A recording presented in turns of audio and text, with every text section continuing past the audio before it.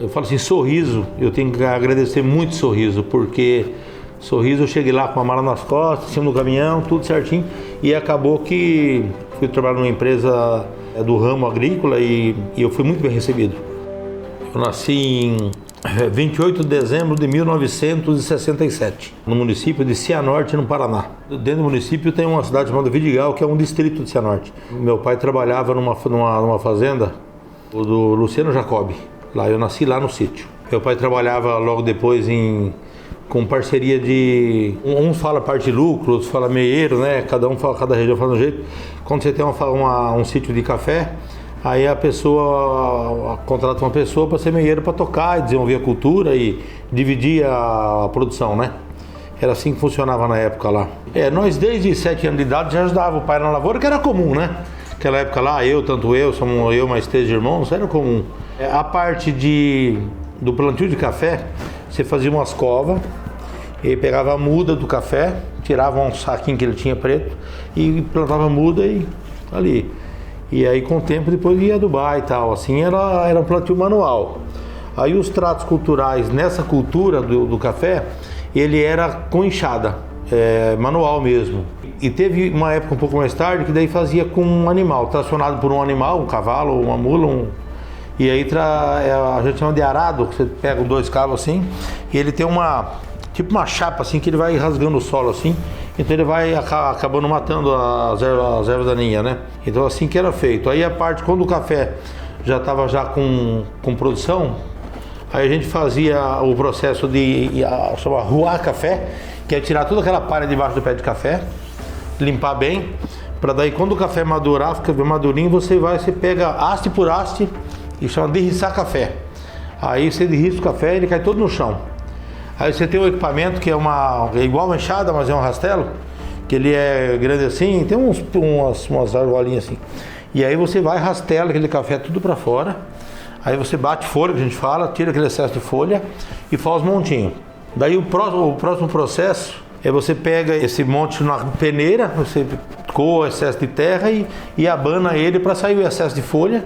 Aí ensaca esse café, num saco acima de 40, 50 quilos, amarra a boca com cordão e final da tarde leva para a beira da estrada, aí faça um carrinho tracionado com um burro. Na época era um burro que meu pai tinha presente, aí ele leva para o terreirão, aí lá espalha durante o sol e recolhe à noite, era assim. Isso a parte assim, eu acho que eu meio que atropelei, porque daí toda a parte também de fitossanitário era feito com costal, então aplicava para matar bicho mineiro, que hoje ainda é uma praga do café, aí a ferrugem que dava do café aquela vez, né? Enfim, eu fazia esse trabalho aí. E tinha desbroto também, quando o pé de café fazia uns brotos, você tinha que desbrotar na mão também, os brotos invasores assim, se ia desbrotando. Então era tudo no manual mesmo, né? Tudo na mão mesmo, o trabalho naquela época. Sofrido era, porque a gente conhece outra vida hoje, né? Mas na época todo mundo fazia aquilo. E então não era sofrido, porque você se acostumava, era de cedo da noite, era um trabalho sujo, você sujava, tinha as terras mais vermelhas, a terra um pouco menos, mas você sujava. A lavoura de café não é fácil, porque mês de junho você tem que lidar com café, a julho, aquela época, e a gente colhia café e tudo, e muitas vezes o pé de café fica molhado, você tem que ir lá no pé de café molhado, e se ficar nublado o dia inteiro, você vai ficar o dia inteiro molhado. Mas o trabalho tinha que ser assim, entendeu? Era normal, né? Eu fui para a escola agrícola do estado de São Paulo em 86, início, e aí como são 3 anos, eu fiz 86, 87 e 88. Em 88 voltei para o Paraná. Aí saí com um diploma de técnico em agropecuária. A região de Cianorte naquela época, ela era muito difícil. O café não estava valendo muita coisa, aí a escala que a gente trabalhava era pequena. Até a família fez uma tentativa um pouco antes com algodão, mas também não frutificou muito. Era muito trabalhoso também. E acabou que eu achei que precisaria sair, porque estava ruim de arrumar trabalho lá naquela região. Porque era café e não estava valendo muito. Aí entrou uma onda de plantar mandioca, também não estava dando bom resultado para as pessoas que tinham a propriedade. E aí estava muito pouco emprego, sabe? Tinha muita oferta de trabalho e pouco emprego. E daí acabei vindo para Sorriso. Tem um primo meu, o Heraldo Luiz Miluz, que infelizmente hoje ele é falecido. Ele descobriu que, através de uma amiga dele, que Sorriso tinha uma pessoa contratando. E aí ele disse que vinha. Falei, então você vai e depois eu vou. E daí acabou que ele arrumou outro trabalho lá e ele não veio. E daí eu acabei ligando pro Paulo Roberto Ferreira, que é dono da Terra Forte, que é a pessoa que me contratou. Aí eu precisava vir, mas dinheiro curto, né? Dinheiro meio difícil. E aí tinha um amigo meu do meu pai que ele comprava umas caminhonetes F-75 lá no Paraná e vendia aqui no Peixoto do Azevedo fazer os baco-baco aí. Ele estava vindo no Mercedes 1313, vermelho, ele estava em 3 na verdade já. Aí para mim vir eu tinha que vir dentro da caminhonete, né? Mas também tranquilo. Aí minha mãe arrumou minhas roupas lá e uns pão, umas coisas lá que dava para trazer. E aí eu peguei e vim em cima dessa caminhonete aí. O tio Ailton Meluzzi me emprestou R$50, cara. Cheguei rico aqui. Mas aqui em Sorriso, quando nós chegamos, o pessoal que abastecia, eles davam um vale-refeição. Então, quando nós chegamos aqui, já fomos almoçar. Eu já almocei na faixa pela abastecida lá do... Normalmente eles davam um vale, mas deu 4 desse dia aí. Como a minha esperança era muito grande, porque poderia voltar, mas eu sabia muito bem que eu ia encontrar lá de volta, né? A família de braços abertos, muitos amigos, mas também a dificuldade de trabalho não tinha mudado, não ia mudar, né? Então eu vim assim com a cabeça de vir para ficar mesmo, né? Assim, então eu falei, aqui no Mato Grosso eu vou, se der certo, de vendedor, que eu tô, né, tô me organizando, senão vou fazer outra coisa, alguma coisa a gente vai fazer, né? Trabalhar, tem que trabalhar em qualquer lugar. Mas deu certo, fui contratado pelo Paulo na Terra Forte, trabalhei com ele 2 anos e pouco, aí acabou que aprendi bastante coisa também com o Paulo, e aí eu fui convidado para trabalhar na Agroamazônia, para desenvolver a região de Sorriso, Lucas, Mutum, Tapurá e Sinop, que era pouca área aqui, né? Mas como era bastante região e poucas áreas plantadas por região, tinha que correr muito, né? Aí meu escritório era um carro e uma pasta e uma calculadora, um talão de pedido e uma caneta, né? Isso aí, né? E um garrafão d'água e umas bolachas salgadas, que aquela vez não tinha muito restaurante, para você ir, não tinha onde ir, voltar a almoçar, você tinha que ir, entendeu? Os produtores, sim, se desse certo, chegar na hora do almoço, eles te davam uma refeição, às vezes você não chegava, o cara tinha almoçado já. Conhecia a Célia assim, ela era bancária, era da Caixa do Bradesco, conheci ela logo em seguida aí, eu acho que a Márcia que indicou o trabalho aí, ela quis fazer um serviço de cupido e acabou dando certo, né? Aí acabou que eu tô com a Célia já unido há 36 anos, 3 filhos, 7 netos, né? Uma mulher e tanto, graças a Deus, tudo ela me apoiou até hoje. Eu nasci em Carapó, em mês 8 de 1965, morava com meus pais, sou a quinta de 9 irmãos. Meu pai trabalhava com agricultura. Em 70, deu uma geada muito forte, ele migrou para a agropecuária. E assim ele prosseguiu. Acabou de criar todos os filhos dentro da agropecuária. Então, ele deixou Carapó porque o sítio estava assim muito pequeno. Ele queria aumentar mais o gado, estava sendo muito pequeno para a pecuária, né? E estava vindo muitas pessoas, amigos, tudo vindo para nessa região de Sorriso. Ele veio dar uma olhada, gostou da região, tinha muita madeira e facilidade assim também para comprar.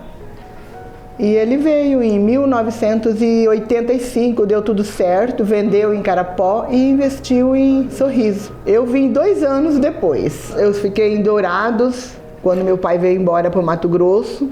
Estava estudando e trabalhando numa farmácia de produtos naturais. Daí em 87, meu pai foi me buscar, porque aquela época não tinha ônibus assim direto, né? A gente tinha que vir de Carapó até Dourados, de Dourados até Campo Grande até Cuiabá, depois Cuiabá até Sorriso. E tinha aquele cuidado, né, de estar junto, né? Então, quando eu cheguei em Sorriso, dava a impressão assim, quando a gente falava em Mato Grosso, né, que você ia para o meio do mato. E não era assim tanto, né? Tinha dificuldade, que faltava energia, faltava água. Na verdade, a gente nem tinha energia, a energia era o motor. Acabava o motor, tinha uns horários de ligar o motor, você ficava no escuro mesmo, a luz e vela. Então, assim que eu cheguei em Sorriso, eu trabalhei no hospital e aquela época era para ser secretária, só atendimento, né, de recepção. Daí eu tinha que fazer tudo. A gente auxiliava os médicos, o que tinha para fazer, você tinha que fazer. E assim a gente fazia. Eu já tinha feito, né, inscrição no banco, daí fui chamada para o banco, daí já deixei a profissão de secretária. Eu conheci o Edson através de uma amiga que me disse que ele ia vir para Sorriso. Assim que ele chegou, ela já me apresentou ele e a gente já começou uma amizade, já começamos a namorar. E eu me interessei muito no Edson, que eu achei ele um homem muito objetivo, um homem que veio enfrentar a vida sozinho, sem o apoio, né, de ninguém, não tinha parente, não tinha ninguém da família dele e veio sozinho, né? Isso assim me admirou muito, que veio começar a vida numa região que era muito próspero, né? O Edson é uma pessoa muito assim dedicada, muito focado no que ele quer, né? Vai muito em busca e eu também sempre assim, como não estou trabalhando, mas sempre assim apoiando, né? Sempre do lado dele, acompanhando ele, com os filhos, sempre fui muito parceira, companheira dele, sabe? Nosso relacionamento foi bem rápido. Conhecemos no início do ano, em setembro já estávamos morando junto. Então eu tive meus 3 filhos, tive a Celimara, o Marcos e a Gabriele. E assim que eu tive eles, daí não trabalhei mais fora, só me dediquei como esposa, como mãe e até como hoje também, não trabalho, nunca trabalhei na empresa. Eu sempre agora estou mais cuidando agora dos netos, acompanhando os netos, fazendo minha função de vó, de mãe. Eu falo assim, Sorriso, eu tenho que agradecer muito Sorriso, porque Sorriso eu cheguei lá com a mala nas costas, em cima do caminhão, tudo certinho, e acabou que fui trabalhar numa empresa do ramo agrícola e eu fui muito bem recebido. Portas abertas de todos os produtores, não tive nenhuma rejeição, mas nenhuma, nem de alemão, nem de italiano, nem de qualquer raça. Então eu tenho muito a agradecer Sorriso. Hoje eu moro em Sinop por conta de que quando eu fui comprar terra, Sorriso valia 5, 6 vezes mais que para cá, então eu não tinha dinheiro para comprar terra em Sorriso, né? Por isso eu comprei para a região mais do norte aqui. E mudei para cá por força disso, né? Vim fazer armazém em parceria com o pessoal em 98, mas Sorriso já tinha em grandes armazéns, né? E aqui não tinha, então eu tinha que partir mais para o lado mais do norte mesmo para fazer esse desenvolvimento aí, né? E acabou que foi importante, foi bom, né? Quando eu trabalhei com o Paulo da Terra Forte, 2 anos e pouquinho, eu fui convidado para desenvolver um trabalho para a Agroamazônia, que já era uma empresa estabelecida com matriz em Cuiabá, com filial em Primavera do Leste e Rondonópolis. Eu respondia para o Luiz Piscinin, que é uma pessoa que eu tenho muito respeito e admiração, porque me ajudou muito, deu muito treinamento de técnica de vendas, várias de gerenciamento, e aí na época era para me vender um volume de 300 e poucos mil dólares, acabei vendendo quase $1 milhão, se animaram, aí quiseram montar no ano seguinte já uma empresa, uma filial em Sorriso, então foi muito positivo isso. Daí é que veio a carga de treinamentos de gerenciamento, por conta de que daí eu ia ter que conduzir uma equipe. Aí teve a pessoa de estoque, tem uma que ia limpar, tinha outra que era recepcionista, um faturamento, mais 2 vendedores. Então acabou que eu tive que me habilitar com isso e eu toquei esse projeto para desenvolver Sorriso, Lucas, Mutum, Itapurá e Sinop, porque aqui era 3 produtores, 4. E durante 4 anos e 6 meses, que eu 4 anos e meio. Aí depois apareceu uma oportunidade da gente montar uma empresa. Acabou por conflito de lançamento de produtos de algumas multinacionais, Cianamid e Gundal. Aí a Cianamid meio que, o Agroamazônia, você vai ficar com a Cianamid ou com Gundal, os dois juntos não vai mais.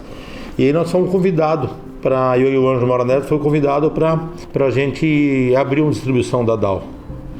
E aí acabou que nós topamos tivemos que arrumar um outro sócio garantidor, o Sr. Idécio, que ele ficou por pouco tempo na empresa, por opção dele, que sair.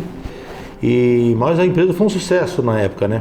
A gente era para vender volume e vendemos tipo 5 vezes mais. Então, realmente aí, além da Dow, já foi outras companhias, já foi Monsanto, já foi Nortox, já foi Adultos Maná, já foi Decalbe Sementes, já foi inúmeras companhias que vinham nos procurar. Fala assim, ó, foi muito gratificante e fica um legado para a gente acompanhar essa história desse pessoal todos. E vivi 11 anos em Sorriso, né? E depois eu acabei tendo um negócio ainda lá e hoje a gente migrou para cá, né? Mas essas famílias tradicionais aí, eu posso citar o nome dos próprios Bedin, os próprios Potric, que são antigos, os próprios Chivinsky, os próprios Sfenasato, que é falecido, o Genuíno, os próximos.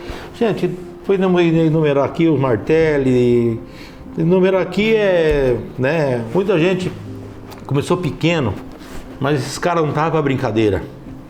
Esses caras trabalhavam, eles mesmos trabalhavam. E quando chegaram para abrir terra, eles abriram com lona, esposa debaixo da lona, filho pequeno, mordido de mosquito. Então isso aí um valor que a gente atribui a esses pioneiros dessa região de Sorriso que eu acompanhei, né? E que eles estão vivos ainda, estão lá e estão muito bem. Outra coisa, a dedicação deles é lavoura, lavoura, lavoura, lavoura. Eles não iam na lavoura aqui, ia para outro negócio ali, especular coisa ali, nada disso. De manhã cedo na lavoura e cuidavam da lavoura direito. Então, muitos vieram já com uma estruturazinha, com um trator, uma ega, uma plantadeirinha. Muitos vieram, né? Já com experiência lá de família. Isso tem muita diferença. E esse pessoal ensinou o resto.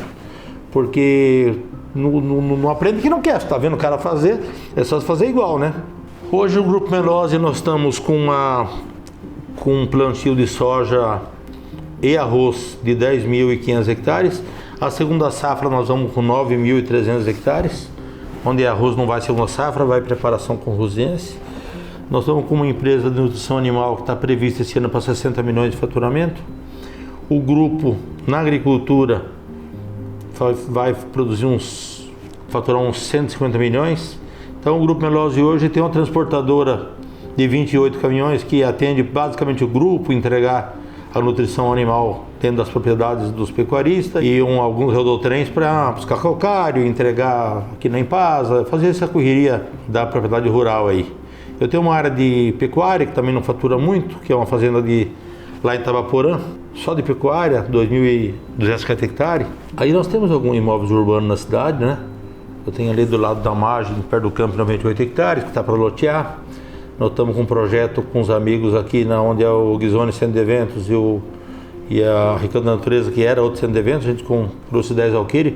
E também a gente vai manter o centro de eventos operando, mas vamos lotear o resto comercial e industrial, que está na prefeitura para ser aprovado no final do ano. Eu acredito que a cidade de Sorriso, de quando cheguei para cá de 89, prosperou muito, né? E ganhou o aeroporto, tem alguns voos para fora e eu não vejo ela regredir de forma nenhuma. O povo que está lá é lutador, o povo não é para brincadeira. Estão verticalizando já com o pivô central. A molecada da segunda geração estão com sangue no olho. A gente está vendo aí o filho desses produtores estão já ajudando muito, tomando conta muito, porque a produtividade está mais tecnificada, as máquinas estão mais tecnificadas e essa molecada da segunda geração está fazendo toda a diferença. Nossa, é uma alegria imensa da gente, né, ver a cidade crescer cada dia mais.